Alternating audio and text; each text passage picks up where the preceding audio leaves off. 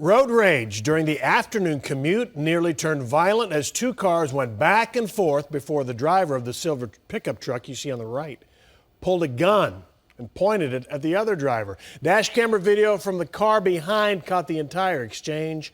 There were no shots fired and no call made to 911. Otherwise, the person with a gun would be facing a felony charge tonight.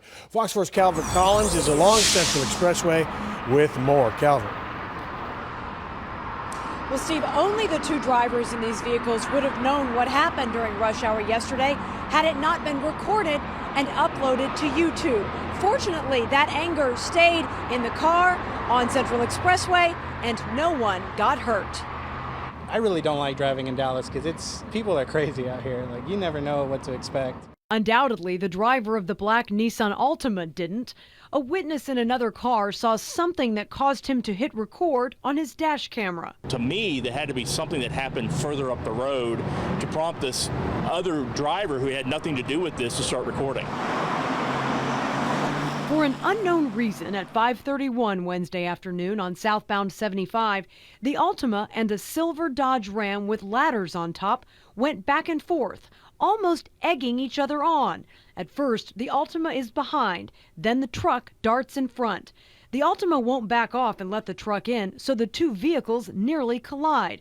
Seconds later, the barrel of a gun is sticking out of the truck's window. They're both antagonizing each other in this particular case, and I guess the operator of the pickup truck, whoever that was, took it one step further to pull the gun out, and that seemed to end whatever the altercation they were having. Reserve Deputy and lawyer Pete Schulte says the pickup truck driver is at fault for being the aggressor. The fact that the pickup truck was mirroring into the lane and stopping, that's aggravated assault on its own, and then pulling the gun is another count of aggravated assault. But that driver isn't facing charges because no one called 911. We went to the owner of that pickup's house and were told he didn't live there, but a neighbor told us he did. Road rage is never a good idea. Okay, if you're going to get into an altercation with a driver, you don't ever pull your weapon or try to run into another vehicle just because you're angry. It's going to land you in the penitentiary. We showed the dash camera video to other drivers who had similar reactions. That's too far. Like, that's scary, actually. It reminds me that it's not worth it. Somebody's trying to get in, just let them go, because you never know what's on their mind, what's on their heart, and it's simply not worth it. I did also send messages to the driver of that Nissan Altima and to the man who shot that dash camera video. Neither of them returned my messages, Steve. Okay, Calvert, so is there a possibility we can see, I don't know how clearly our viewers can see it, but we could see the license plates and police can see the license plates. So will they pursue charges based on just running them down from the license plates?